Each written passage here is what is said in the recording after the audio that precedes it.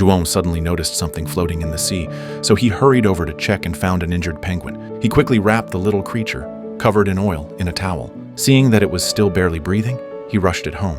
Once home, he placed the little penguin in a sunny spot and took out a plate of small fish from the fridge, feeding it one by one. After the penguin regained some strength, João cleaned a basin, filled it with clean water, and added some olive oil.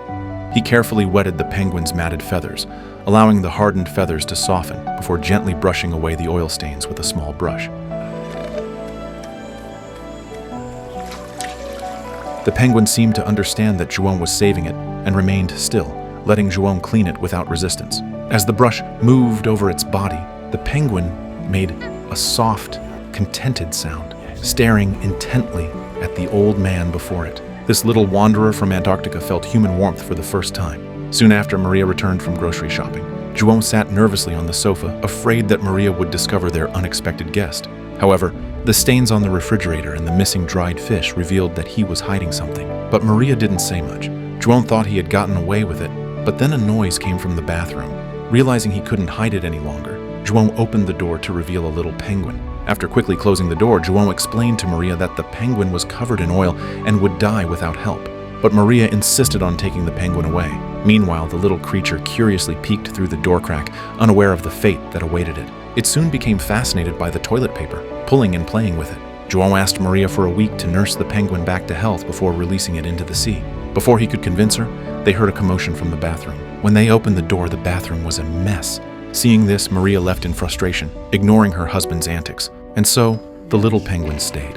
João continued to clean the oil off the penguin. The weather on Grande Island was changeable, and it soon began to drizzle. Fearing the little one would get cold, João had Maria help hold it while he silently went into a room unchanged for 20 years.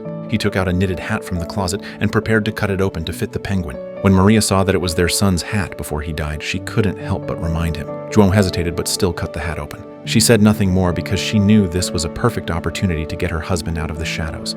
After putting on the new clothes, the little one waddled around the house with its plump body. Its cute appearance made Maria's heart flutter as if she saw her young son again.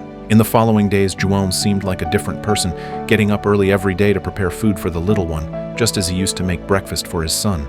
With the penguin's company, João's long, numb heart was gradually filled with tenderness. However, the happy time together was always short. João asked Maria for a few more days and finally nursed the penguin back to health, its feathers smooth and shiny. Even though he was reluctant, it was time to return it to the sea. The next day, when João went out to sea, he took the little penguin with him. Its cute appearance immediately caught the attention of a neighbor's little girl, who was thrilled to see a penguin she had only seen on TV. It's a penguin! Can I talk to him? The child, unaware of adult complexities, curiously asked the penguin's name. I've never seen a penguin before. What's his name? He doesn't have one. I think his name should be Ding Ding. And so, the little one got its own name. It never expected that its name would touch countless people in the following decades.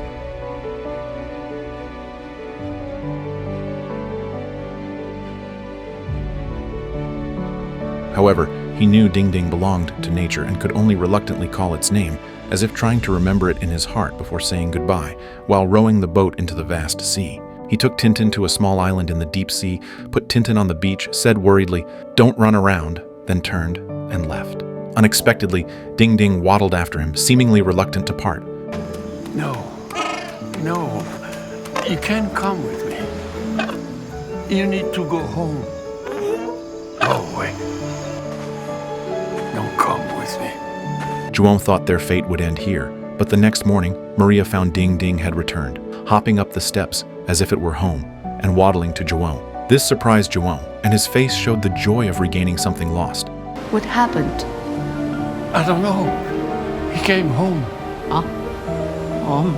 Yes, he thinks it is. Seeing the long-lost smile on João's face, Maria no longer asked questions. João then opened the fridge and took out small fish to feed Ding Ding, watching it eat heartily, which made João smile like a loving father, all seen by Maria. From then on, João became more cheerful, greeting old friends he hadn't spoken to for years and actively asking them for small fish with Ding Ding, like a doting old father. Ding Ding seemed to inherit João's boldness and ate heartily from the fish basket. João, who hadn't spoken voluntarily for many years, enthusiastically told his old friends about his encounter with Ding Ding without the usual silence.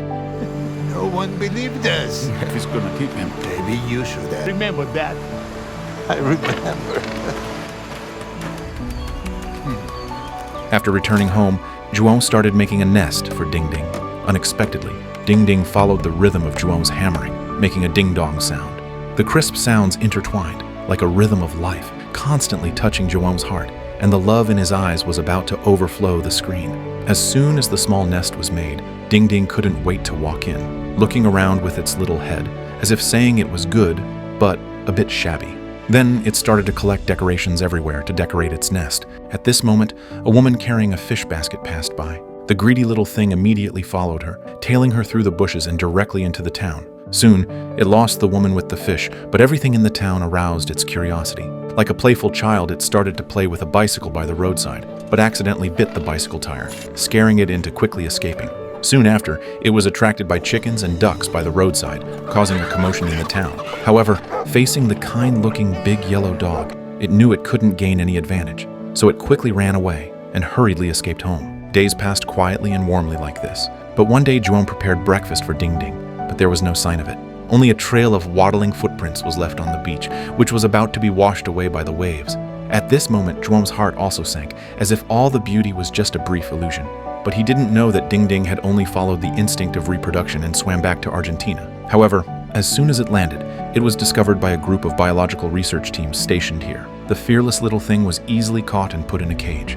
During the examination, researcher Adriana found that this penguin was not afraid of humans at all and was very calm, which immediately aroused their curiosity. So they put a positioning tag on its wing for subsequent tracking and observation. With the arrival of the breeding season, other penguins were busy finding partners and engaging in the great cause of reproduction. But Ding Ding was either picking up bottle caps to decorate its nest or gazing at the sea with an indescribable sorrow and longing in its eyes. At the same time, João had been missing Ding Ding since it left, and often stared at its nest in a daze. This day, he finally made up his mind and was about to destroy the nest with a shovel, but was stopped by Maria in time. The two finally decided to cover the nest with a cloth. 4 months passed in a flash. When the penguin army set off on their migration again, Ding Ding also happily dove into the sea and started a long journey of 8,000 kilometers. This day, João heard a noise in Ding Ding's nest. Thinking it was another hallucination, he didn't pay attention at first, but as the sound continued, he couldn't help but lift the cloth. Ding Ding? This time, a miracle really happened. The little guy he had been missing day and night was right in front of him. It was still as familiar as ever, swaggering into the house. The old couple looked at the lost and found little guy, and their joy was beyond words. But soon, Maria noticed the red tag on Ding Ding's wing. What is that thing? What? The red thing. I don't know. Are you hungry? Eh? Of course. After eating and drinking, João couldn't wait to take Ding Ding for a walk in the street, which immediately caused a sensation in the small town. Because everyone had heard about Ding Ding's departure and knew that João had been silent for a long time because of this, but they didn't expect that it would have a day to return safely. As people gathered around to praise Ding Ding, João's heart was filled with pride. At this moment, a girl who was recording a video suddenly asked, Is he your pet? Not my pet. He's my friend. Soon, João and Ding Ding's video went viral online and was quickly discovered by a researcher. Adriana was surprised when she saw it. She didn't believe that the penguin in the video was the one they had been focusing on. It was thousands of miles away. How could a penguin cross such a long distance? But for the sake of research rigor, Adriana still called her reporter friend in Brazil and asked him to check the number on the penguin's body to see if it came from their team. At this time, João didn't know that he and Ding Ding had been targeted. He was happily playing with Ding Ding in the sea, enjoying the long-lost warmth.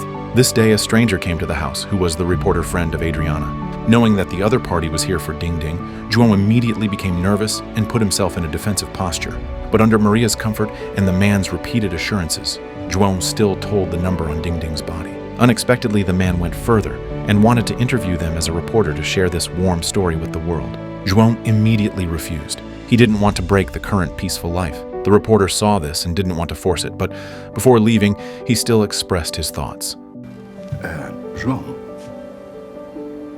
this, whatever this is, you and Ding Ding have quite a friendship. And it gives me hope, you know. That's all. It's made my day, and I need it. Maria's words, "He is very persistent," also made João's persistent heart soften. After a brief thought, João finally decided to pass this love and warmth to those in need. He stopped the reporter, but put forward a condition. One thing you need to know for the interview. Dindim comes and goes as he pleases. As he pleases. The reporter agreed and left. After leaving, the reporter immediately told Adriana Ding Ding's number. After a series of verifications, Ding Ding was indeed the special penguin at that time, which made them immediately overjoyed. Adriana felt shocked and awe-inspired at the same time, so she took out the photo and couldn't help greeting Ding Ding. On the day of the interview, the originally quiet and small house was surrounded by people for the first time, and even the children in the village poked their heads and stood at the door. The couple also faced the camera for the first time and told the world about the unsolved mystery between them and Ding Ding. The last couple of years, he showed up in June, and he went away in December. He comes and goes as he pleases. Do you think he'll keep coming back? Yes, I think so. No one knew what it did during the time it disappeared, but João didn't care. As he said, Ding Ding is free. It comes when it wants and leaves when it wants. As long as Tintin remembers that he still has a friend like him, that's enough. Soon, this interview spread across the globe. The story of a penguin swimming 8,000 kilometers every year from the Patagonian Plateau in Argentina to Grande Island in Brazil to visit an old friend touched countless people and naturally caught the attention of the higher-ups in the research team. They called Adriana. You know the penguin that you told me about, Dim Dim? Our team wants him to live here at the university, in the observation lab. No, not Dindim. The board will make a decision in a few weeks. There may be a grant for you and your team. I will get back to you. Faced with the temptation of funding from the higher-ups, Adriana still hesitated. As December quietly approached, Ding Ding once again headed towards the sea. Seeing this, João immediately understood that it was time to part again. He and the little guy looked at each other from afar, their eyes filled with reluctance, but Ding Ding still turned and left, gradually disappearing into the waves. Meanwhile, Adriana had been waiting on the shore for a long time. When she saw Ding Ding come ashore, her inner struggle reached its peak. However, her teammates thought that taking Ding Ding to the laboratory wasn't a bad thing. There were other penguins there, and it might live happily. Moreover, with financial support, they could upgrade their equipment and help more penguins. But Adriana believed that this would deprive Ding Ding of its freedom and destroy the trust and friendship it had built with humans, so she chose to refuse. However, as time passed, it was soon time for the penguins to migrate again. During this period, the higher-ups called several times to pressure her. Faced with financial support and the inability to continue research, Adriana eventually had no choice but to compromise. They put Ding Ding in a cage and prepared to send it to the headquarters laboratory.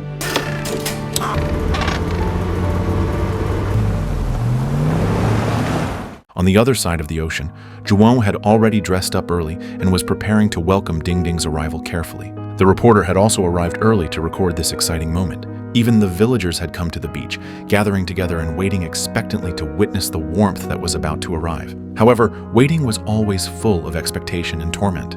They had no idea what Ding Ding was going through at this moment. Looking at Ding Ding locked in the cage, Adriana's inner struggle became more and more intense. Just as they passed a checkpoint, the team member stopped the car to hand over the documents. At this moment, Ding Ding broke open the cage and jumped directly off the car. Adriana, who witnessed this scene, did not stop it, but instead showed a relieved smile on her face. By the time the team member returned, Ding Ding had already disappeared. Where's the penguin? I don't know. What do you mean you don't know? You left the door open. Okay, great. At this moment, the team member also realized that this was Adriana's choice in her heart, and the two smiled at each other. Everything was understood without words. After they left, Ding Ding came out of the grass. It moved its body and walked towards the sea step by step. It walked very slowly, but its steps never stopped because it knew that someone was waiting for it far away. But just as it reached the seaside, Ding Ding was blocked by a cliff. Despite carefully retreating and moving down, it still accidentally fell heavily to the bottom of the cliff, its life and death unknown. João's family waited from early morning until evening, but Ding Ding never arrived. As the villagers left one by one, João's heart became increasingly anxious. Until nightfall, Ding Ding still hadn't appeared, which made the already anxious João even more worried. It's never been this late. He said this and quickly walked to the seaside, anxiously looking into the distance. After who knows how long, Ding Ding actually woke up. It struggled to get up and, despite the pain, resolutely jumped into the sea. The pain in its body couldn't stop Ding Ding's urgent desire to see João. Even though it was in pain and had no strength, it still struggled to swim forward. The next morning, many people gathered in the church. They were all there to pray for Ding Ding and Zhuang, hoping that Ding Ding would return safely. But what they didn't know was that Ding Ding was seriously injured and had long been out of strength, only able to drift with the current by instinct. After waiting anxiously for a few days, Zhuang decided to do something. I have to find him. I need to know. I tried everything. Maria tightly held his hand to comfort him. She knew that although her husband was talking about Ding Ding now, there was also something he could never forget. It was 20 years ago. Although their family of 3 was not wealthy, they had the company of their son. And this small seaside wooden house was filled with laughter. The day before his son's birthday, facing his son's persistent requests, Zhuang agreed to take him fishing at sea the next day. However, the sky was not favorable. On his birthday, the sky was filled with dark clouds. For safety reasons, Zhuang decided to cancel the trip to sea, but he really couldn't refuse his son's persistent pleas. So, in the end, the father and son got on the small fishing boat and swayed into the sea. But as they rowed, Zhuang quickly realized that something was wrong. Not only was there thunder in the sky, but the wind and waves at sea were becoming more and more turbulent, and the boat was shaking violently. Suddenly, a huge wave came crashing towards them. This disaster happened so fast that Zhuang didn't even have time to react. The once happy family was instantly shattered. The pain of losing his son was like a sharp blade, deeply cutting his heart. Time seemed to accelerate on him. In just a few years, Zhuang seemed to have aged decades. Every day, apart from going to sea to fish for a living, he would row that small wooden boat on the drifting sea surface, looking for traces of his son. His character also became increasingly solitary. Facing the calls of old friends, he would habitually turn and escape. He had never been able to forgive himself. Now, Ding Ding's matter was like what happened back then, filling his heart with guilt. Maria knew what he was thinking and comforted him. I never thought it was your fault. Never. Under Maria's comfort, Zhuang made a decision. Regardless of the darkness, he found his old friend and... Oscar, I need your help. Ding Ding. The old friend, upon hearing this, immediately prepared the boats without a word. They took advantage of the night and drove the boats, which were chasing life, into the sea.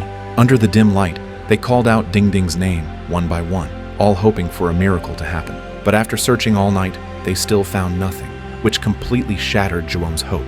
Seeing Zhuang's heartbroken gaze, his old friend suggested searching the back of the island again. Just like this, until dawn. Perhaps it was the rising sun that gave him hope. With the faint light, Zhuang spotted a shadow. Unable to wait for the boat to get closer, Zhuang jumped directly into the icy water and swam over. It was Ding Ding. At this moment, all the strength that Zhuang had accumulated for a long time seemed to flow away. After handing Ding Ding to his old friend, he completely ran out of strength and struggled to climb up with the help of his companions. But at this moment, Ding Ding was completely motionless.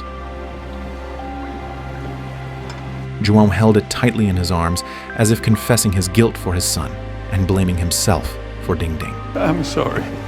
Forgive me. Forgive me. The helpless tears wet the old man's eyes, and he could only continuously pray to heaven. Perhaps heaven was also moved by this deep affection. Suddenly, Ding Ding's tightly closed eyes moved.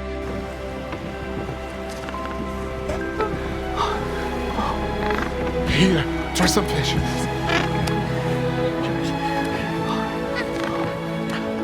Give him some more. It's moving. Take it. Everyone sighed with relief. Ding Ding was back. Zhuang's tears and joy were intertwined at this moment, and the knot in his heart from losing his son was finally completely untied. He let go of the past and finally forgave himself, becoming as young as he once was. His life was once again filled with laughter, and his home regained its former liveliness. 6 months later, the revitalized Ding Ding embarked on its journey back to Argentina again. As usual, it turned back to bid farewell to Zhuang. See you next time, my friend. This is a true story that happened in Brazil. They met in reality in 2011, but after 2018, Ding Ding never came back. According to researchers, it is possible that Ding Ding found a lifelong partner and began to take on the responsibility of taking care of the family, which temporarily interrupted this special bond between humans and animals. But this is not just a warm story about friendship, but also a journey of healing the soul and a rediscovery of the meaning of life. Since losing his son, Zhuang's life had fallen into unprecedented darkness.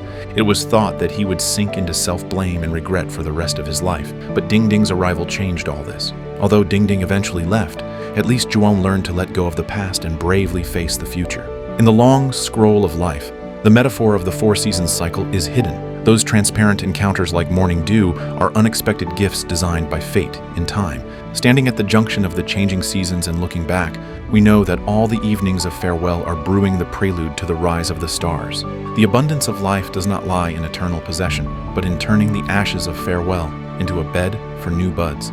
When migratory birds fly over the roof again, the promises taken away by the monsoon may return like the morning mist, kissing the wheat seedlings. Just like the rusted wind chimes in the old window corner, the scarred traces always echo the clear tremolo of the first encounter.